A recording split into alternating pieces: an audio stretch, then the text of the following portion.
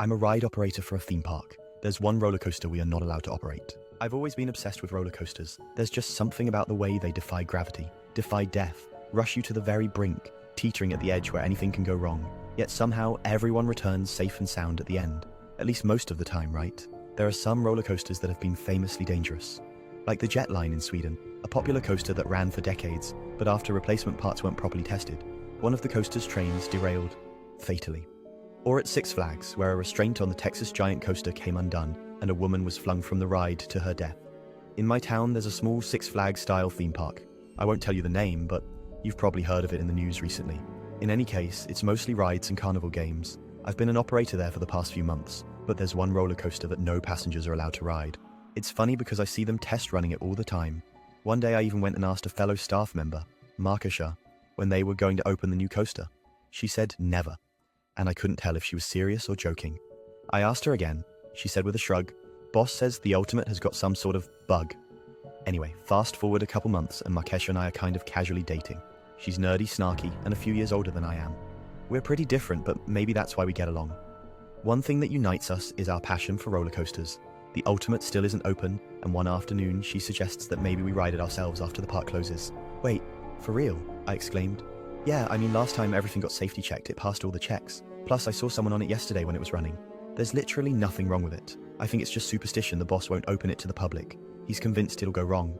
Like the first time," he says. The idea of there being some flaw in the Ultimate's design that could be dangerous gave me pause, but Markashar was at least as well versed as I was in all the ways theme park rides can kill you. Anytime there was news of another theme park death, we talk about whether it fit into our top 10.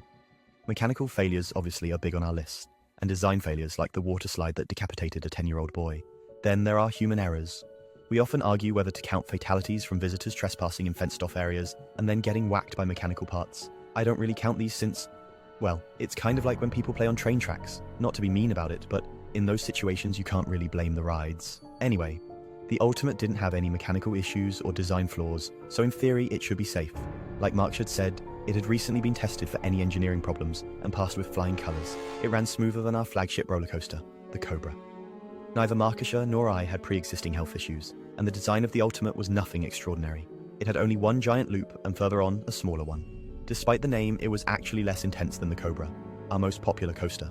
Probably the coolest thing about it was its design, a jet black roller coaster with sinuous curves like a serpent. So anyway, Markisha and a friend of hers, Carlos, and I all agreed to meet after the park closed and try out the Ultimate.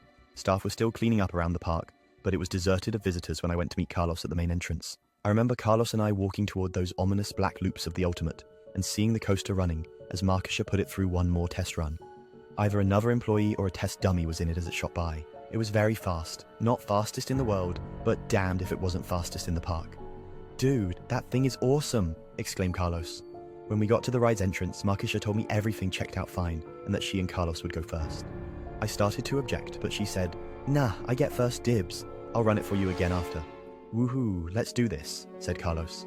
Like all modern roller coasters, pretty much everything was automated after pushing the button for it to go. The main part of my job was the safety checks beforehand, making sure everyone was strapped in, nothing loose, no belongings to go flying off and hurt someone, etc. I sighed and performed the requisite safety checks on Markisha and Carlos, tugging their harnesses to make sure they were strapped in. The rest of the train was, of course, empty. Come on, let's go!" hooted Markisha. "Let's do this," shouted Carlos. I pressed the button and sent them on their way. The coaster began, its two passengers shouting and waving, and slowly ascended the incline to the park's most precipitous drop. I watched, trying not to feel envy. Oh, I'd get my turn. But I burned with the desire to go first. I watched as that sleek black train climbed to the very top, hung for a moment at the peak, and dropped like a bullet. Screams from my two friends as they plunged, their hands up, waving, laughter on their faces as they flashed by. And then they were looping. I lost sight of them for a moment from the operator area, so I came out from under the roof and looked up. They were heading toward the second loop, but, oddly, there was another passenger, somewhere at the back of the train car. But I could have sworn it was empty when they boarded the ride. As they spiraled into the second loop, I waited for renewed screams and laughter, but the roller coaster looped silently, winding on this hypnotic track, and then taking the big slow circle around back to the start. Not a sound from it. The click-clack of the train's arrival, and then the hiss of brakes. At the front, I could see Markisha and Carlos slumped in their seats. No one else in the train with them, and no movement from either of them. I did not immediately go to unbuckle them. I was too much in shock, because why weren't they moving? Were they both unconscious? Had they hit their heads, been jostled too hard? but the ride looked so smooth. Suddenly, another infamous roller coaster came to mind, one that had been designed but never constructed. Markisha and I used to debate about whether it would be fantastic or terrifying to ride, the Euthanasia coaster. The idea is that 24 riders board and pass through 7 loops, and when the ride comes to a stop, they are all dead. The roller coaster's loops become tighter and tighter, the G-forces inducing prolonged cerebral hypoxia, insufficient oxygen to the brain. If you were a rider on it, you'd pass out and be dead before coming to the ride's end.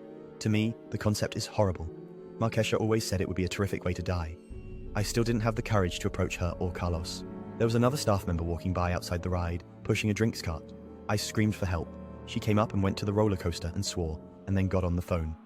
Emergency services arrived and unstrapped Markisha and Carlos. The next day, the park opened as normal. The incident didn't even make the news until much later, since there were no traumatized crowds or blood or cleanup. Just the 2 bodies unstrapped and quietly carried away, and a roller coaster that remained out of commission, as it had always been. I'm haunted by the fact mine was the hand that pushed the button, but the Ultimate was examined, and all test runs with dummies proved safe. There's no explanation. The ride remains closed due to the bug that Markisha mentioned to me back before she decided we should try to ride it. The bug has become kind of an urban myth among the staff there. They test the coaster again every once in a while, running it without anybody on it. They never put anybody on it. But I learned later that the bug isn't a design flaw, per se. What the boss calls the bug is actually a passenger, a rider that can always be seen in one of the seats near the back, even when the coaster runs with no one in it. A passenger who always appears after the first loop. At least it used to be a single passenger. Now there are 3.